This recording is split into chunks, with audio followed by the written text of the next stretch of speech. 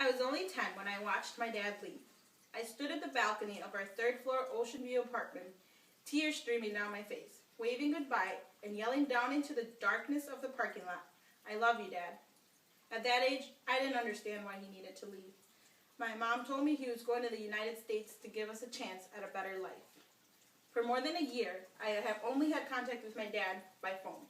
He would talk to me about snow, which we don't have in the Dominican Republic. He would talk to me about the difference in foods, especially fast foods, and how readily available it is in the United States.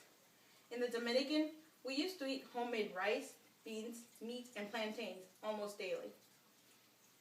I remember being jealous of the fact that my dad used to go to McDonald's so often. In the Dominican, going to McDonald's is a treat that only people with lots of money can afford. Matter of fact, at that time, I had only ever been there once for a birthday party. I loved talking to my dad.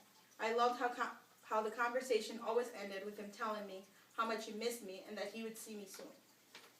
During the time we were apart, my dad worked hard to gather enough money to get me, my 3 sisters, and my mom to the U.S. When the day of the trip came, I was happy, but it was hard to pack. Imagine having to fit 10 years of your life into a 50-pound suitcase. Some things just had to stay behind, but it didn't matter because I was going to see my dad. I don't remember much about the trip, but I remember the first day I stepped foot on U.S. soil. We arrived in New York City. My dad met us at the baggage claim at the JFK airport. Seeing him after more than a year of missing him brought on all kinds of emotions. I cried, I laughed, I hugged him tight. We got our suitcases and headed out into my dad's red 1989 Dodge Caravan. Our first day in the States, we went sightseeing in New York City. The whole time, I couldn't stop hanging on my dad. I was hugging him, kissing him, holding his hand. New York was somewhat different compared to the Dominican. It was just as crowded with people and cars, but there were more skyscrapers. And even though it wasn't a place you would call clean, it was cleaner than the Dominican. Although New York was by the ocean, the air didn't have the ocean breeze feel that I was used to. I saw the fast food places my dad spoke of, but the places we ate at were typical Dominican joints. Some people spoke English, but everyone we were around spoke Spanish. It felt a lot like home. Being in New York wasn't really a culture shock. The real culture shock came a few days later when we moved to Wisconsin.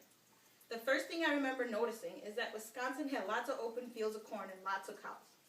There were no skyscrapers, and the air and ground were extremely clear of pollutants. It was definitely countryside living. In the Dominican, I lived in the capital, which is a busy city. When I came to Wisconsin, there were barely any Latinos here.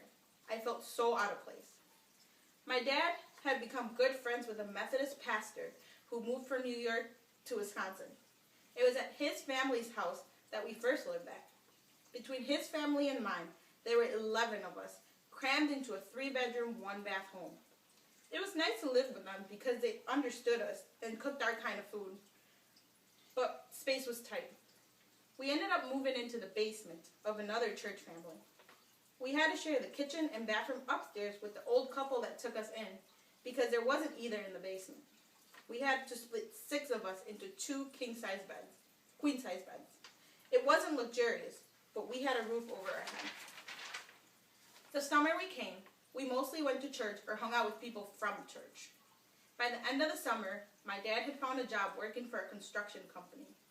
My mom had found a job as a custodian. We had moved into a wonderfully spacious 3-bedroom townhome. While my parents worked, my sisters and I stayed behind watching cartoons in English. My dad believed that this would help us learn the language. The people from church also tried to teach us English. We definitely did not learn enough that summer. I remember starting middle school and coming home in tears because it was so frustrating not being able to communicate.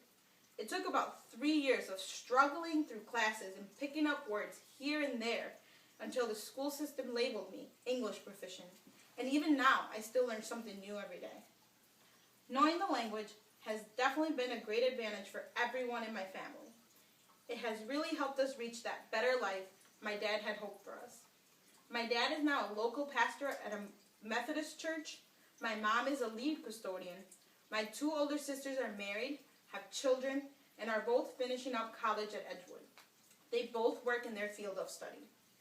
My younger sister also has a baby and a full-time job that she loves. As for me, I work for the Madison School District, using my bilingual ability to help children who have been through the same culture exchange that I went through. I have learned to love cheeseburgers and fries, but I still enjoy my mom's Dominican cooking. I have an associate's degree in business, and I am working towards a bachelor's in education.